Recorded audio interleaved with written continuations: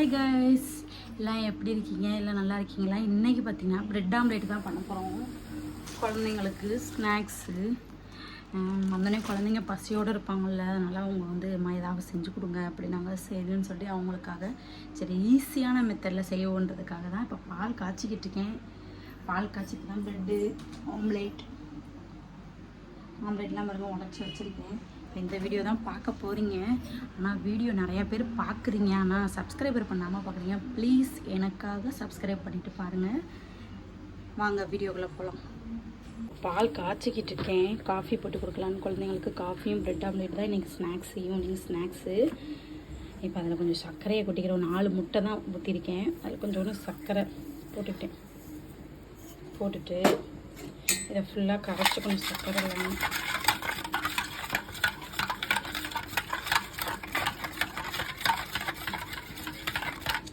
ஃபுல்லாக அது கரையிற வரை கரைச்சிக்கலாம். சர்க்கரை பத்தாட்டி கூட கொடுக்கலாம், நல்லா டேஸ்ட்டாக இருக்கும்.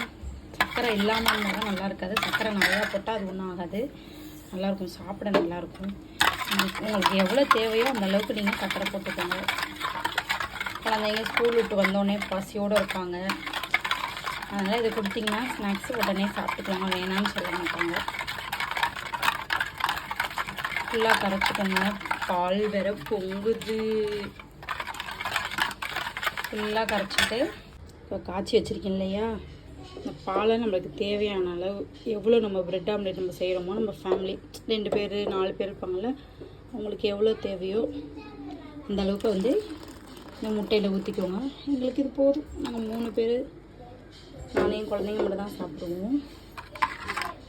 இந்தளவுக்கு ஊற்றிட்டிங்கனாக்கா நல்லாயிருக்கும். பார்க்கவே போகிற நல்லா கலர்ஃபுல்லாக இருக்குது. ஃபுல்லாக கரைச்சிங்கன்னா அந்த சர்க்கரையெல்லாம் கரைஞ்சிடும்.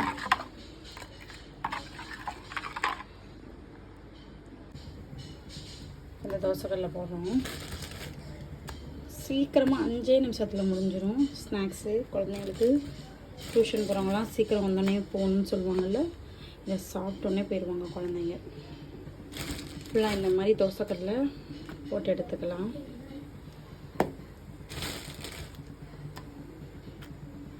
கொஞ்சம் நெய் இருந்தால் நெய் விட்டுக்கலாம்,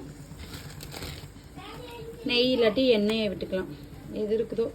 தேங்காய் எண்ணெய் விட்டிங்கன்னா இன்னும் நல்லாயிருக்கும், ஸ்மெல்லு நல்லாயிருக்கும். தேங்காய் எண்ணெய் இல்லாட்டி நெய் விட்டுக்கலாம். தேங்காய் எண்ணெய் விட்டால் தான் இன்னும் பெஸ்ட்டு, நல்லாயிருக்கும், ஸ்மெல் நல்லாயிருக்கும். இன்றைக்கி எங்கள் வீட்டில் ப்ரெட் ஆம்லேட்டும் காஃபியும் போட போகிறேன். இன்றைக்கி உங்கள் வீட்டில் என்ன ஈவினிங் ஸ்நாக்ஸ்ன்னு சொல்லி கமெண்டில் சொல்லுங்கள். வீடியோ பார்க்குறவங்க மறக்காமல் லைக் பண்ணுங்கள், ஷேர் பண்ணுங்கள், கமெண்ட் பண்ணுங்கள். பாய், நெக்ஸ்ட் வீடியோவில் பார்க்கலாம்.